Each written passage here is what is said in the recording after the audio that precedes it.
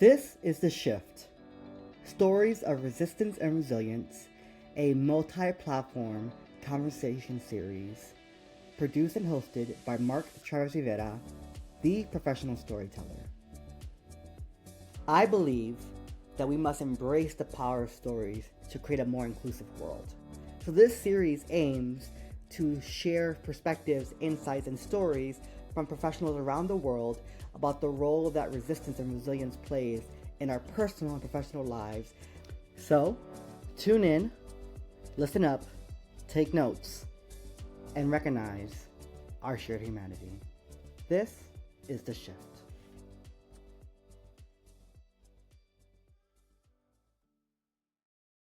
And I've been wanting to create a series for LinkedIn that was going to allow me to have different conversations around um, identity, belonging, holistic inclusion. And then as we approached year 3 and the outcome of the 2024 elections, I felt now was the right time to do a new format, a new time, and a new theme around stories of resistance and resilience. And I think that given the nature of the next 4 years after yesterday's inauguration, this theme might be the one to be the theme for the years to come. And I'm super honored to be here with you again. And I wanted to reintroduce you to the new folks who have joined our community and the old folks. An architect of inclusive excellence, Yvonne Alston, is a visionary leader and the driving force behind Indelible Impressions Consulting, a firm committed to developing inclusive organizational cultures and transformative leaders. Yvonne designed Indelible to advance important competencies that help individuals, groups, and organizations understand the importance of identity and culture and their impact on the human experience. With a diverse team of consultants who possess an unwavering commitment to authenticity and empathy, Indelible empowers organizations to build robust, people-centric environments that catalyze innovation and propel employee and organizational success. The firm offers its clients comprehensive strategies that drive systemic change through tailored programming, impacting every organizational tier while amplifying the unique experiences, knowledge, and skills that each individual brings to the workplace. Indelible supports federal, nonprofit, and for-profit organizations and university system clients with capacity building, cultural learning and development, leadership development, critical community conversations. Partnering with Indelible, organizations don't just adapt to change, they become the catalyst for it. Its work goes beyond traditional consulting, leaving an indelible mark on the fabric of corporate culture and paving the way for a more inclusive, innovative, and successful future for businesses and their people alike. And she's our guest today on The Shift. Welcome, Yvonne. Thank you so much for being here. Oh, I am very pleased to be here. Anytime I get to share space with you, it is always a treat, a delight. And I'm really excited for people to tune in this afternoon to hear what's on our hearts, what's on our minds, perhaps even what's on our souls as it relates to today's conversation and the topics therein. So hello, Shift community. Yes, hello. We're here. We're here. And I'm going to make this announcement now. It's super, super exciting. I think I alluded to this last week on LinkedIn. But The Shift is becoming a multi-platform series. So it will be available on Spotify, Apple Podcasts, wherever you listen to your podcast. It will be a video format, will exist on my YouTube page.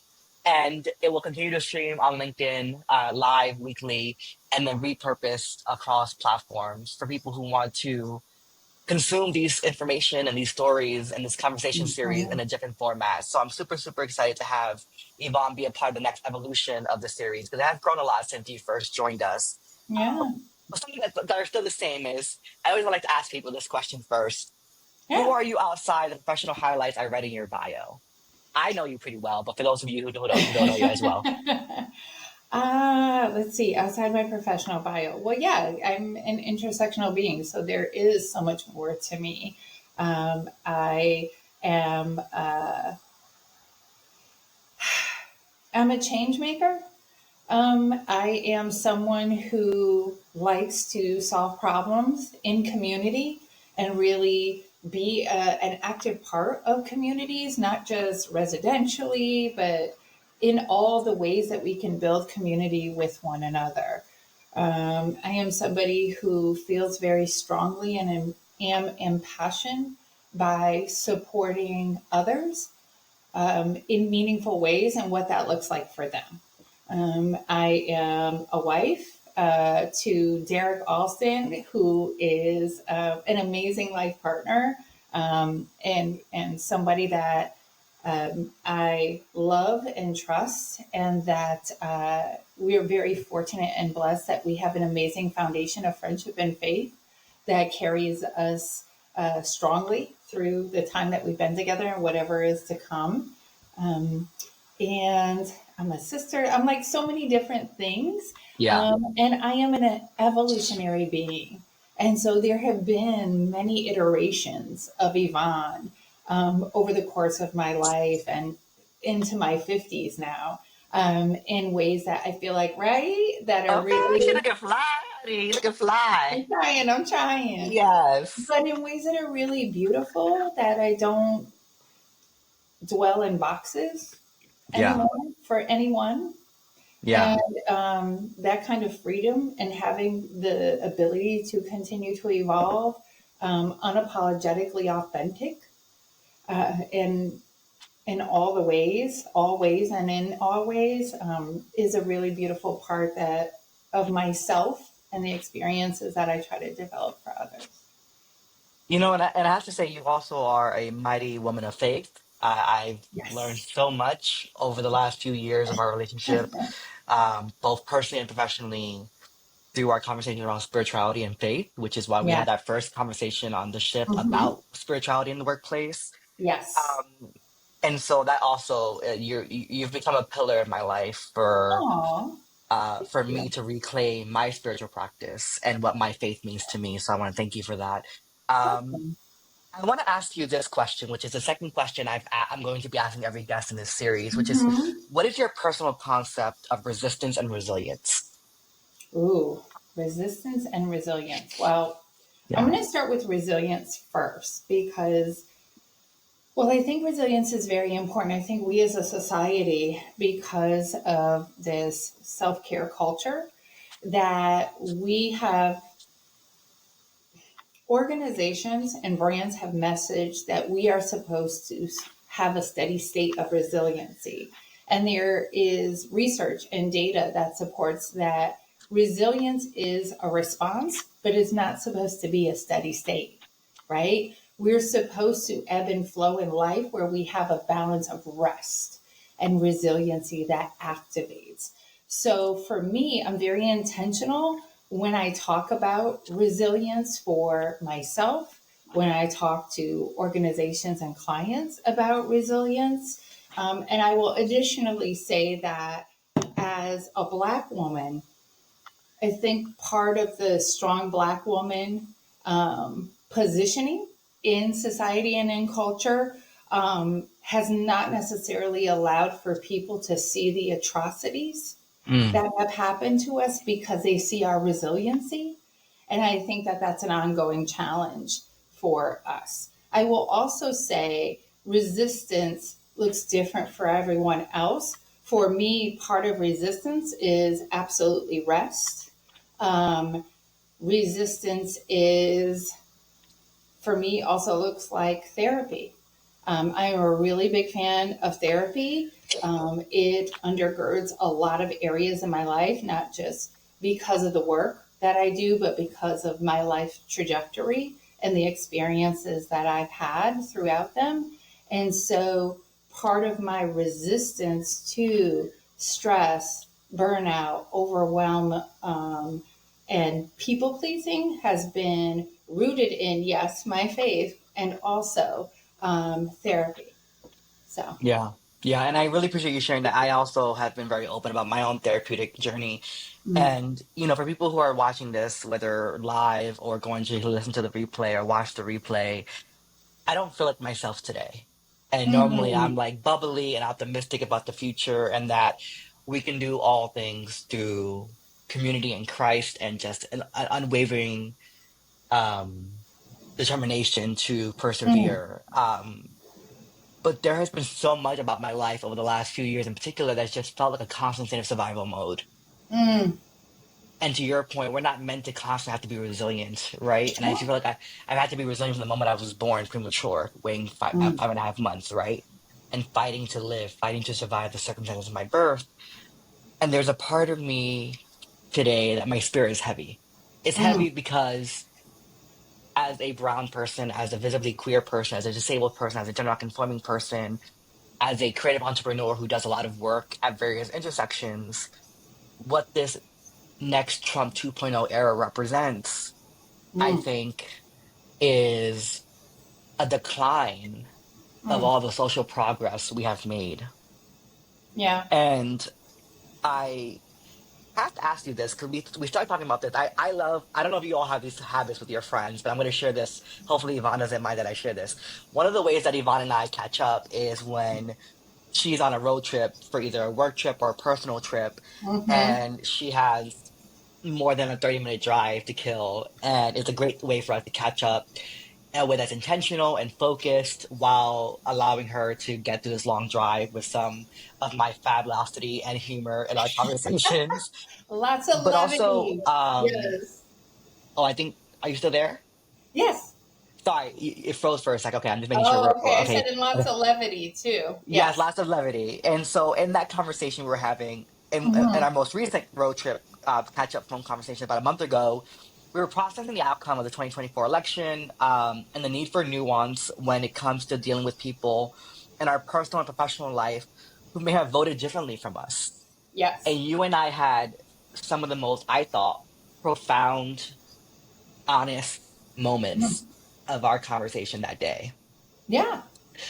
And it was a conversation rooted in values, rooted in who Mm-hmm. we are as people, while also recognizing that it may seem counter to some people who may think they know us.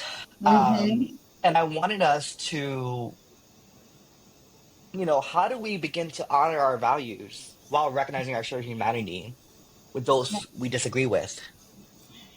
You know, for me, I often say that dignity and integrity underpins everything, right? And so, if we are to say that we are who we are, and I'll even add to the fact of, both of us having being rooted in our faith as well, right? That means that everywhere a foot shall tread, we are those individuals, right? And so we maintain those things. And when I think about certain principles of the Bible and knowing that every person, no matter how they identify, no matter how they vote, is deserving of foundational respect, integrity, dignity, respect, all those things, right?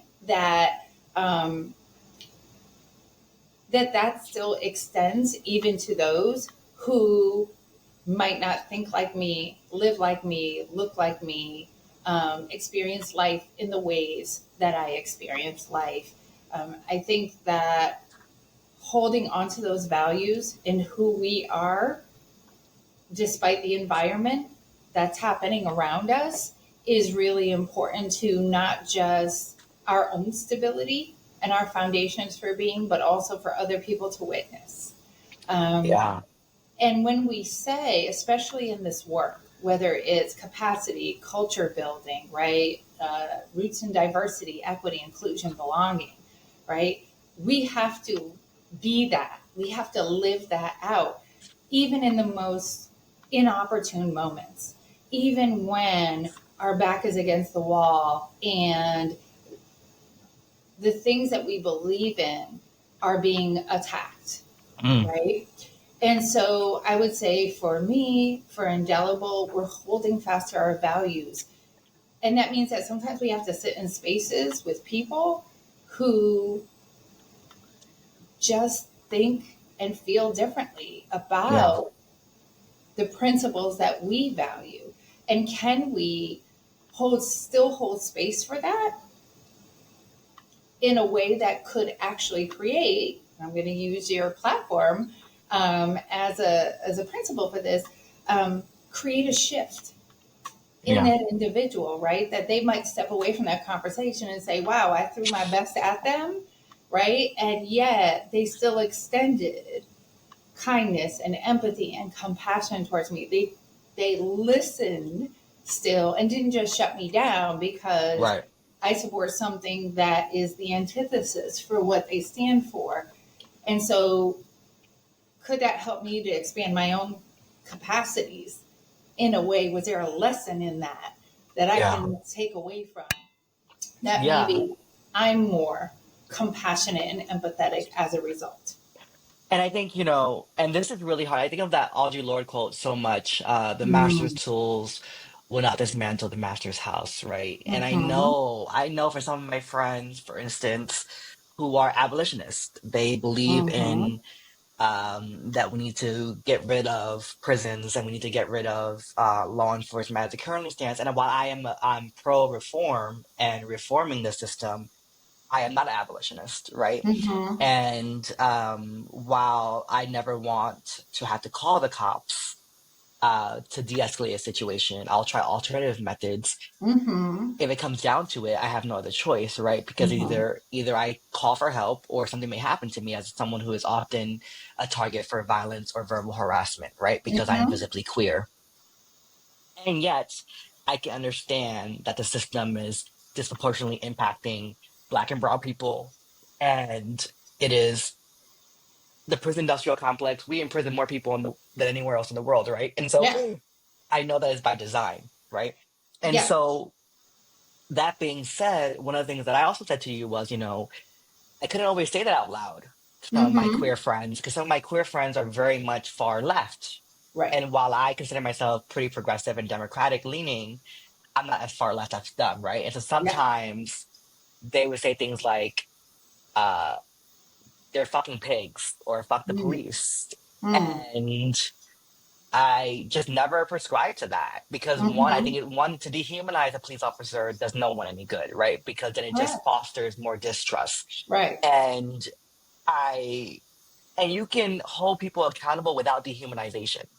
Correct. And I And think that's that's the key. Yes. right, exactly. And I Yeah. think, one of the things that I've also struggled with is like I have relatives who fall on various parts of the political spectrum. I have this one Mm-hmm. aunt who shall remain nameless because I deeply love her.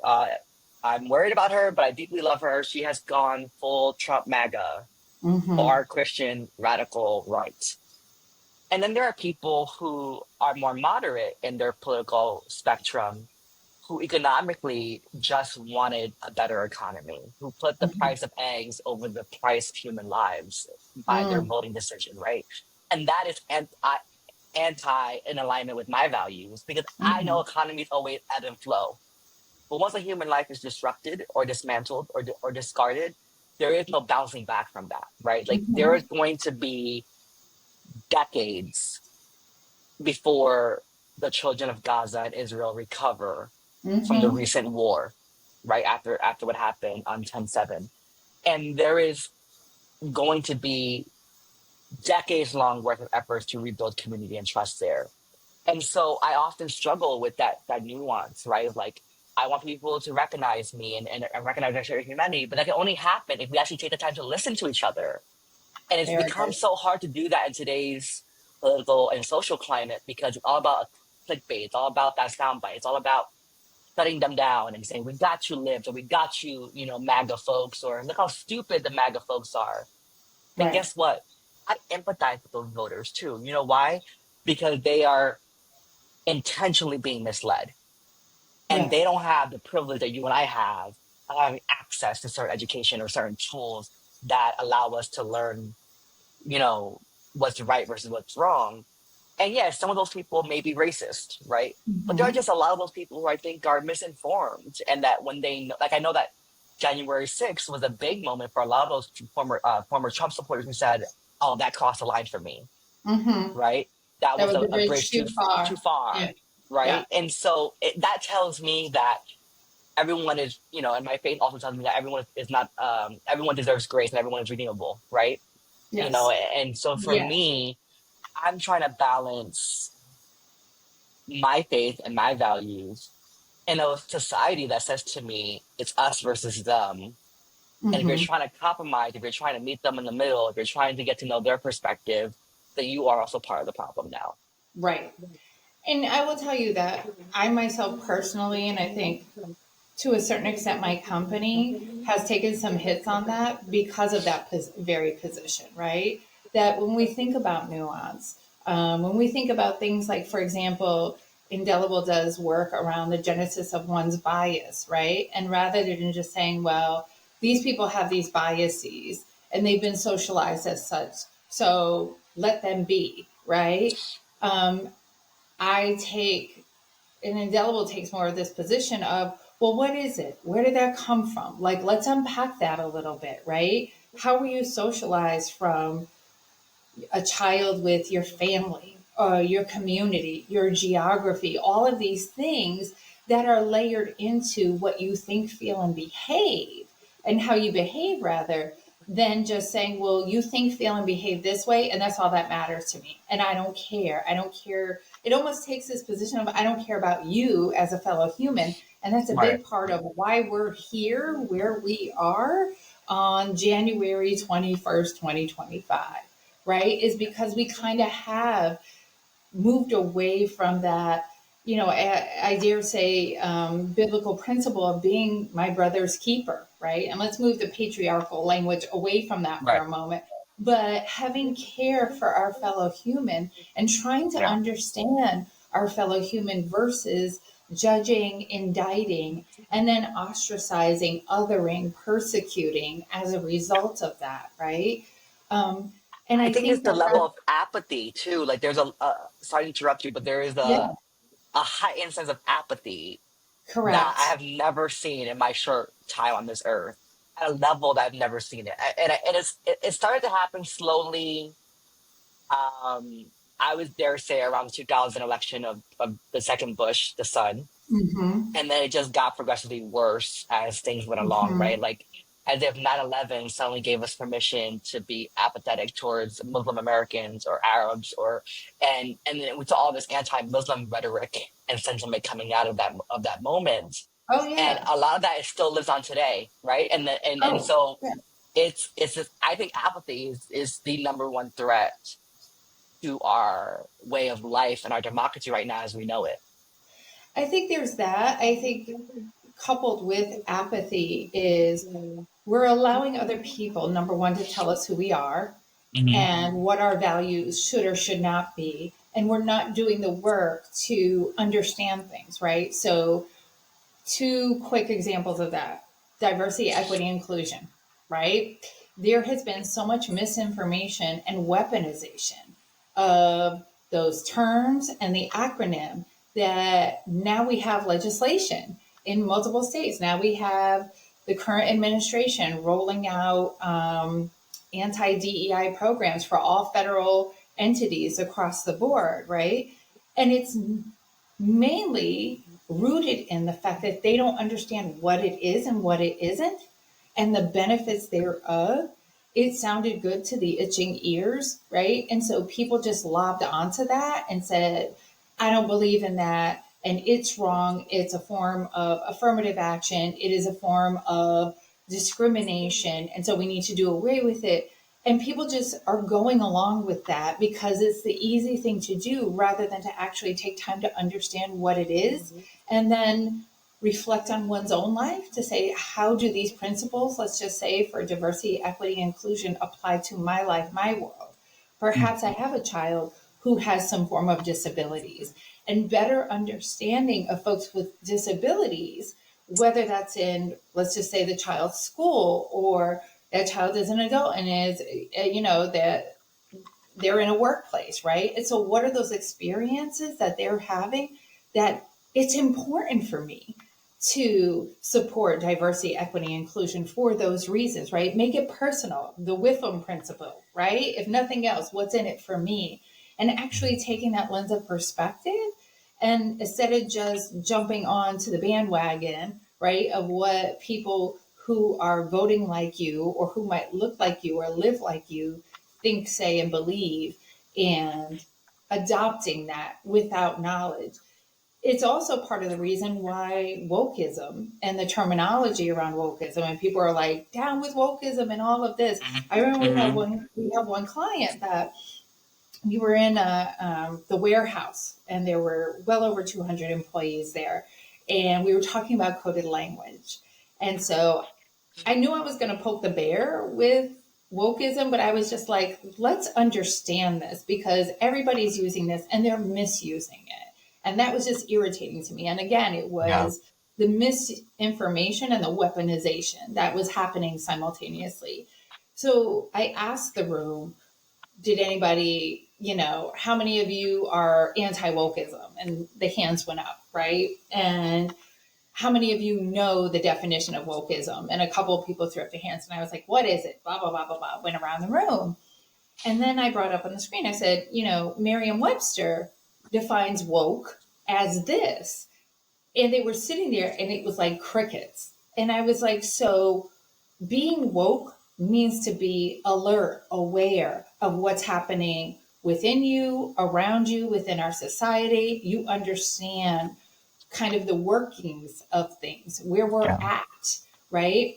And so wokeism, if you will, is really just understanding that, right? Yeah. And having a level of self-awareness and community awareness. And I said, so I don't know about y'all, but I'll be woke all day long, Right. because I want to have that self-awareness, situational awareness, right? All of those things. I want to know what's going on in the world so I can participate in meaningful ways, and also as a form of protectionism.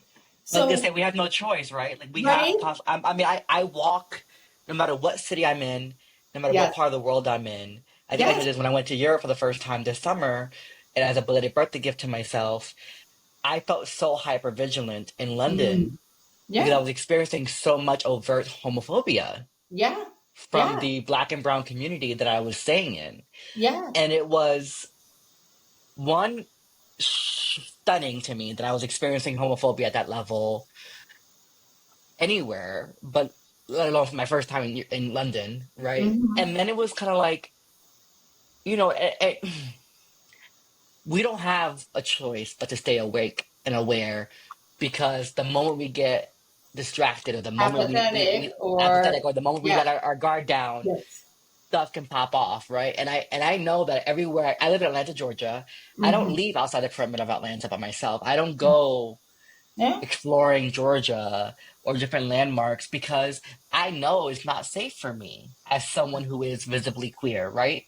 And for me, it's hard to explain to other people when they don't have that lived experience, when they don't have to worry about, how they're dressing on a particular day, or if it's safe for them to go outside at a certain time of the day, or what neighborhood they should avoid.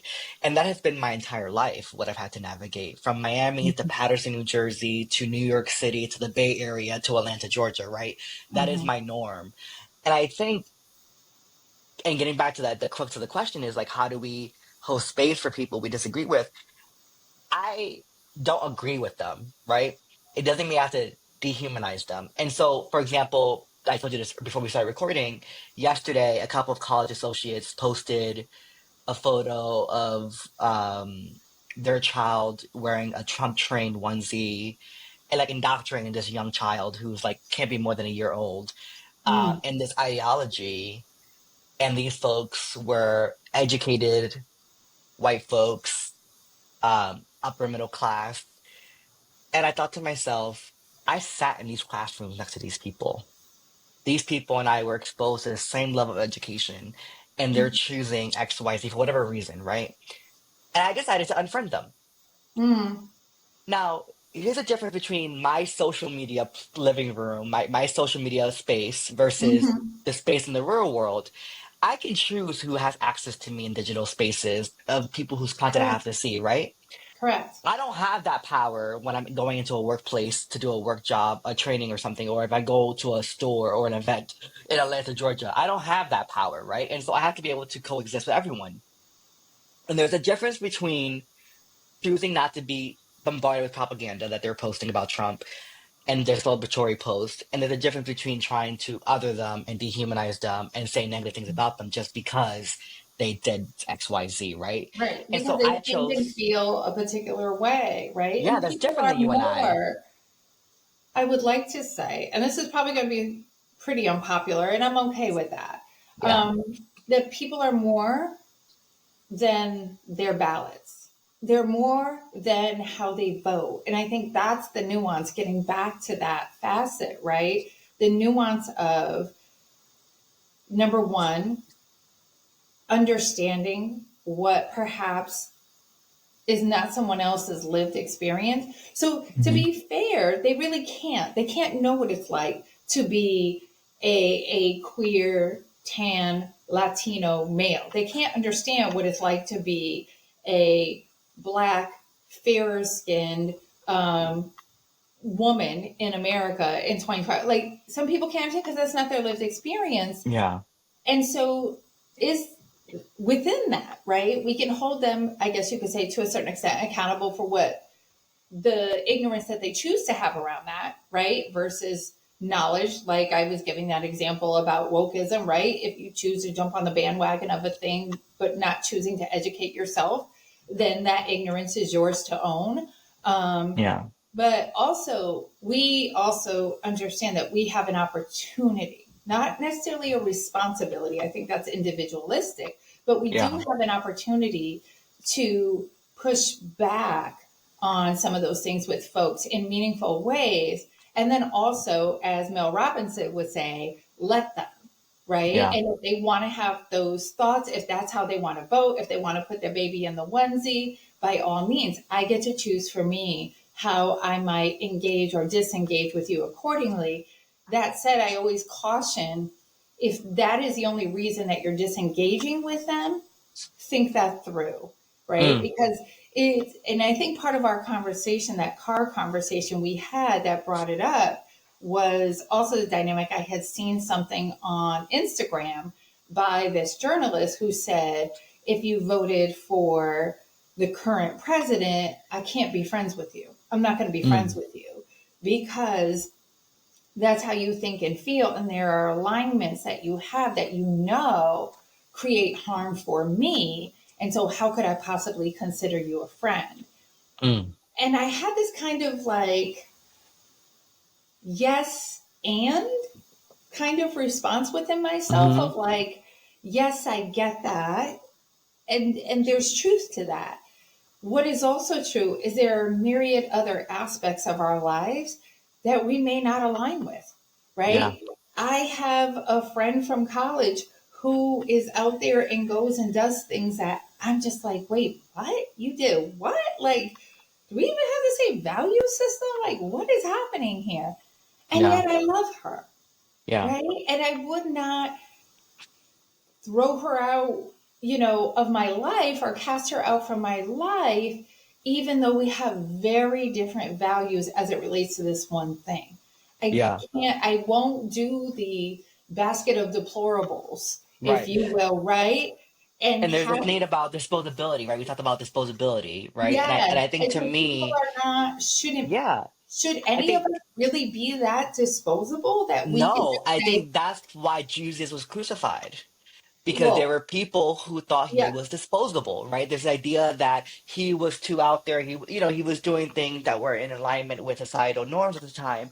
And for me, right, there's a distinction, right? So I'm not going to unfriend my MAGA extreme right Christian aunt right. because this woman was This is foundational to family who and you love that's her and family, you and I can love her. I don't agree with her. contextualize the I difference. I used to try to have conversations with her before she got too loopy with it, and now I just accept her for being loopy, the loopy older aunt who I'm just gonna talk to once a year for the holidays and not really see in person, right?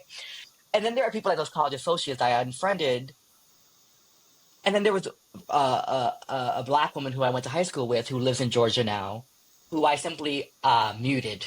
I didn't see her Mm-hmm. post because I know for her it was economics, right? And trust me, I have felt this economy and the inflation as a single person with no children. And I can only imagine. I mean, I have friends who have multiple kids, and they're like, Mark, it Mm-hmm. costs me like hundreds of dollars a week to feed my family of four, to feed my Yeah. family of five. And I'm struggling as a single person without extra mouths to feed. I can only imagine the pressure that people are going through, right? And so I get why some people are more preoccupied with economics versus human life or the rights of others. And again, that's not in alignment with me, right? But I Right. get But that. I can empathize. yes. And the nuance there that you're hitting on, Mark, is because it's not their lived experience. Right. And so, can we take a breath and But create sometimes it might be, for example, like Latinos, right? Let's say it, for it Latinos. could be, but Yes. also lived experience is not just predicated on Identity. a single identity marker, Yeah. right? We're Yeah. all intersectional beings, and there's all these things that play into that. That said, I'll give you a prime example. Both my husband and I are Black. Both of us are what we would consider middle class. We're both college educated, right? So we have all of these things that are the same. What is different about us is that I am fairer skinned and he is very dark skinned. I will never forget the day that I can have a little bit of a lead foot, right? And so it's my New York, and I spent some time in Europe, and the right foot's a little heavy, right? We get some open highway and a little horsepower, and systems take off. Yes. Yes. And so I used to really get on him about driving faster because we'd be running late or whatever. And I'm like, you are not driving Miss Daisy. Like, what is happening here? Can you just like use the horsepower that's in the car? And I will never forget when he at one point like pulled over and he was like, if I get stopped by a cop, it's a very different experience for you. You will likely survive. You even might get flirted with. I might get slammed on the hood. I might be considered an instant threat. I might not even make it home. Talk about the nuance of lived experience. Oh, that was. Right? Like I felt that in my Oh, spirit just now. Like it makes me emotional, right? Because here is my husband whom I love like air, right? And that I had never considered that, right? And so I had to very intentionally be like, you know what? You are right. Thank you for that context. And I will shut my mouth. And I yeah. was like straight up, and babe, I'm sorry. I hadn't even connected those points in my brain. And yet I live with you, I breathe with you, I sleep next to you every night. And yet You love that him, right? yeah, that Yeah. singular facet, it had not occurred to me. And we have lots of conversations about colorism and so forth, but this right here, because that's not my lived experience, right? And so that's the point of nuance. That is the greater point of trying to understand another human being and not just being so quick to disregard and dismiss conversations, Yeah. efforts, and people in our lives who might add value and meaning in other ways. Now, am I saying if that person is causing one harm, then that's a different conversation, whether Right. Right. that's Right. verbally, writtenly, whatever, Physical. physical, right? Whatever Yeah. those things are, that, okay, yes, choose self safety and security 100%.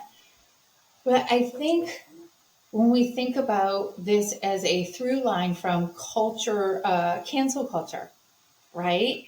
And that it's okay to not just shut people down, but to completely disregard and dismiss another human being to say that you don't have any value because you think like this or feel like this. I think that is quite harsh. And I don't think that it helps us with having some of the hard conversations that we need to have today. And I will Yeah. say that for myself and Indelible, it's been sitting in those uncomfortable places, which discomfort really is just a place of growth when you really think Yeah. about it. We're only uncomfortable because there's something we don't know yet, or we might not know how to do yet or say yet. But once we get on the other side of that thing, hopefully discomfort diminishes because now we have new knowledge, right? Yeah. Or new experiences. But sitting in that discomfort to try to understand, I cannot tell you how bridging and healing that has been for individuals who are like, you know what, I've had these perspectives and I've never expressed them outwardly, or when I express them outwardly, I get shut down. Rarely do people just sit there and continue to hold space with me and help me to understand how my words, my actions, or lack thereof in either camp impacts them and Yeah. what their lived experience is. And now I have a different appreciation.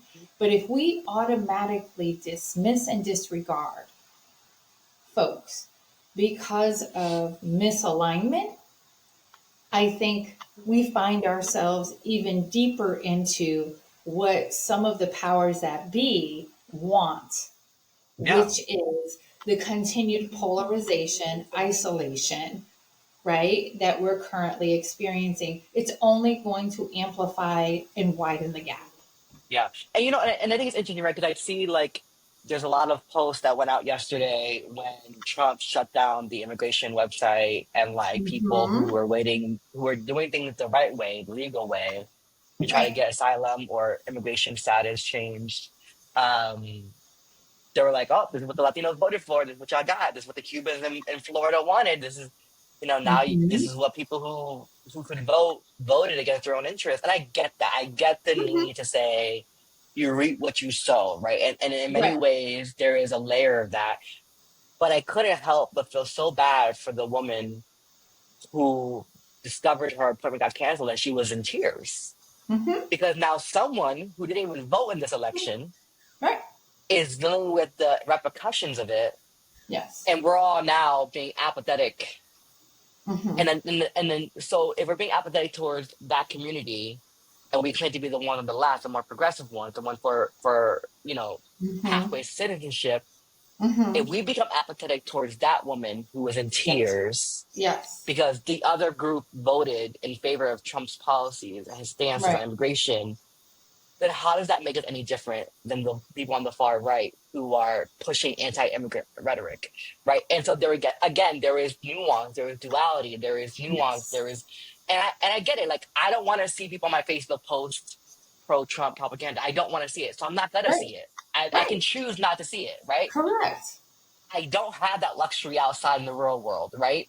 Right. And just because I unfriend someone on social media does not mean they can't reach out to me and ask for clarification. I have a relative through marriage who she and I went back and forth debating on various things. There were some great points she made.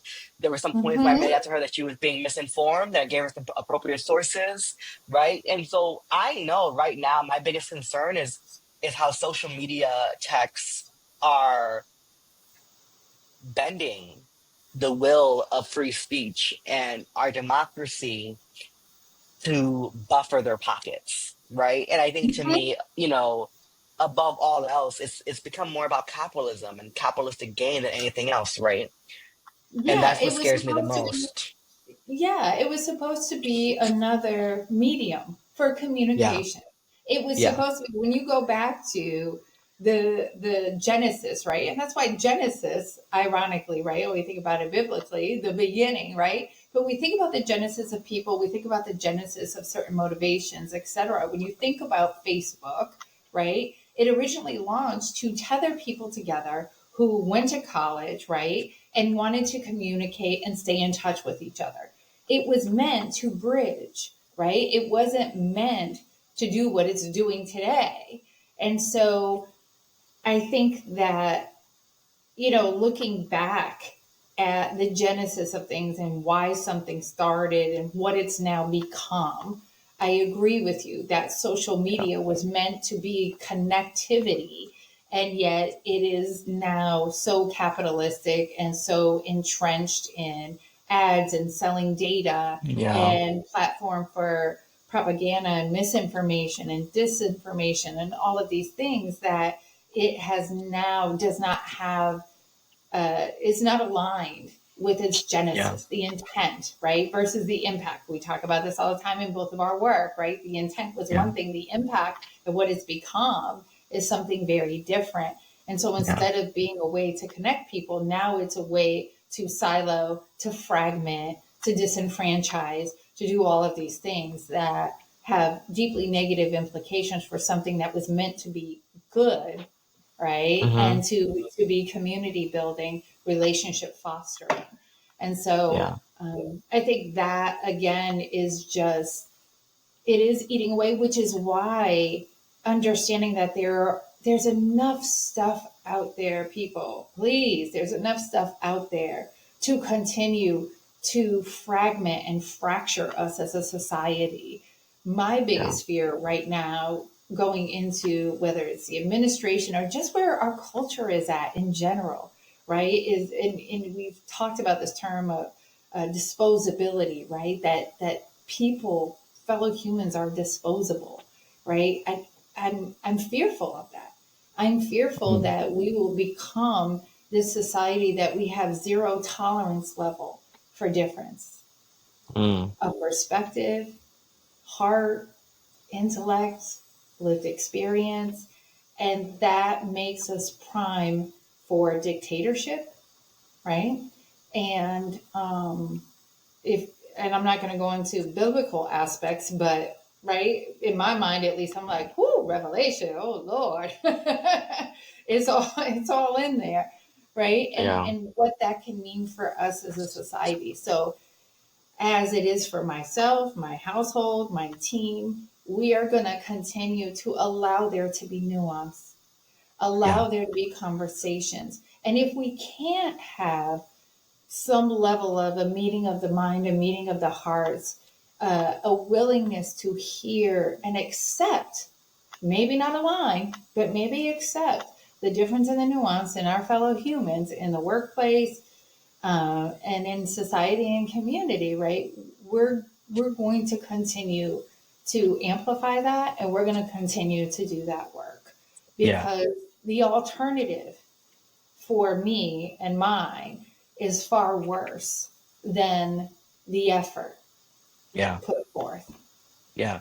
And I think, when people ask me, well, how did you come up with your mission statement for the professional storyteller? And why do you talk a lot about the windows and mirrors framework in your Mm, work? And I said, because I know through my 12 plus years of being a speaker all over the world now, is that people on the surface who look nothing like me mm, can hear parts of my story and see themselves reflected right. like a mirror. Mm, mm, And for the parts that they don't see themselves reflected in, they gain a window of better understanding of the other experiences, or of the other there person's it is. experience. And Yeah. that's why I believe that taking the time to have conversations, to have stories, to have Mm, dialogue like this, for example, yeah. like the shift today, is so important because it's going to empower others to like take a second, let me listen Mhm. to you, let me not condemn you, right? Yeah. Let me not dispose of you. Let me Right. genuinely be curious and ask probing questions. Right. And it is with that curiosity that I've seen people go from being homophobic to being an ally, Mm-hmm. right? I've Right. seen people go from being anti-black to, speaking out against anti-blackness, right? I've Right. seen people go from being ableist to supporting the disabled community more actively, right? I've seen homophobic parents become pro-LGBT youth, right? And Mm-hmm. all of these other, I've seen it too many times Right. not to know that to be true, right? And Right. that we as people can evolve and can change. And we know historically, yes, there was also Martin Luther King Jr. Day. Oh, And we yeah. know that history has been filled with moments of significant progress, which has also been met with backlash, of course. Yeah. How do you stay encouraged to keep doing the work you do, especially during a time like now? So I will say that when the election concluded and it was announced Yeah. that our current president is our current president, there were a lot of people in my world, whether that personally or professionally, that were like just flat out over it, right? And I understand that. I understand the kick in the teeth, the punch in the gut. I understand all of that. I will say for me, I went into it being a Black woman, being in rooms and hearing what people say, unfiltered oftentimes.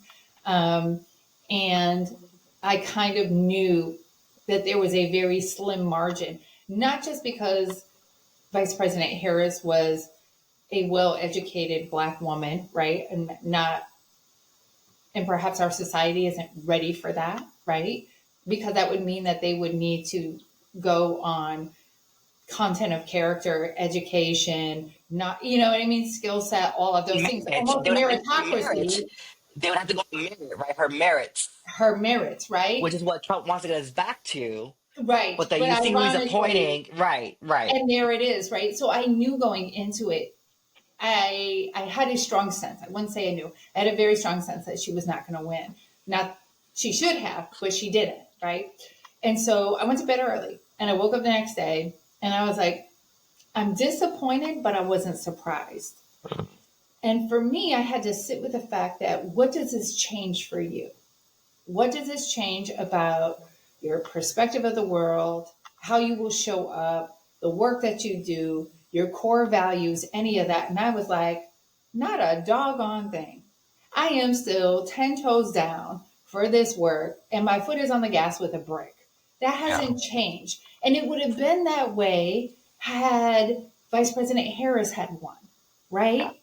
So I knew that, yes, these headwinds are coming. And yes, they are leveled up because of perhaps the current administration, who's in the current administration, and what the goals and the agendas of that administration are. And we're seeing it already 24 Yeah. hours, not even, right? 24 hours later from, actually, it is now. Yeah. But, right, already. But that said, how I stay grounded, how I will stay encouraged is by doing the things that I have continued to do and going back to resilient, right? When I need to be resilient, resting when I need to rest, and fighting the good fight. And Yeah. if I And that's the am, resistance piece, right? That's the yes, resistance yes, but piece, right? if I am who I say I am, everywhere my foot shall tread, then I change not as it relates to this work. We might talk about things slightly differently as an industry, if you will. We know that organizations are going to be targeted if they do have active DEI, DEIB, JEDI, whatever programs. And so you might see some nuance there that is Hmm. required, right, in order to protect these entities so that they could continue to do good, meaningful work. Um, but how I will continue to show up is by holding fast to my values, holding fast to my character, and creating spaces for growth, understanding, hard conversations, and nuance. Yeah. Yeah. Thank you.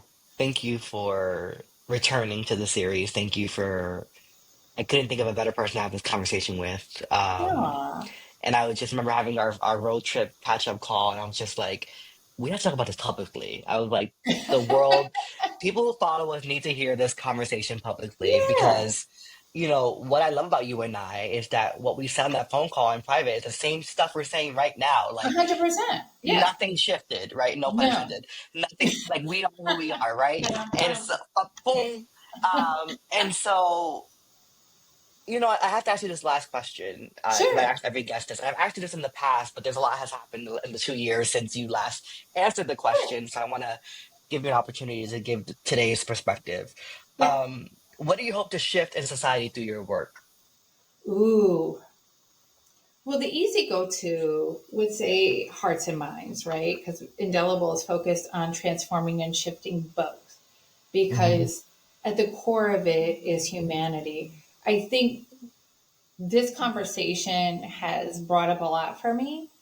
And so the word disposability, I think, of humanity, that's what I hope shifts.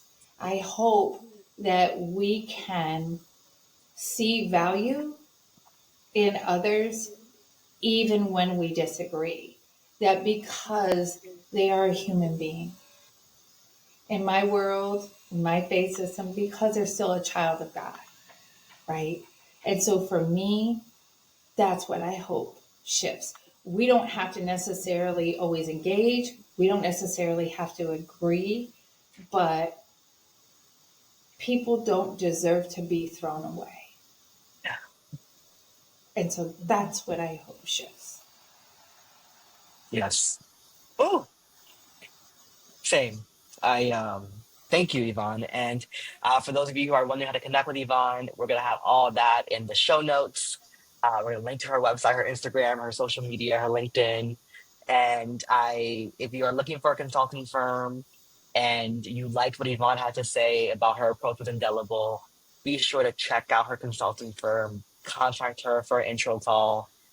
You will not be disappointed. Yvonne is genuinely one of the best people I've met in this field, who doesn't just talk the talk, but walks the walk, right? And I think that right now we need to be surrounded by people with integrity and people who have character, who recognize our shared humanity, and to recognize that no human life is disposable. Yeah. And so thank you for your time. Thank you for your friendship. Thank you for your mentorship. Thank you for your leadership. Thank you for being Christ-like. Thank you. And in reciprocity, right? You add so much to my life in so many different ways. And I'm grateful for that. Thank you. Yeah. Thank you. Well, that's it, y'all. Thank you for Tune having me. in next. Yes, of course.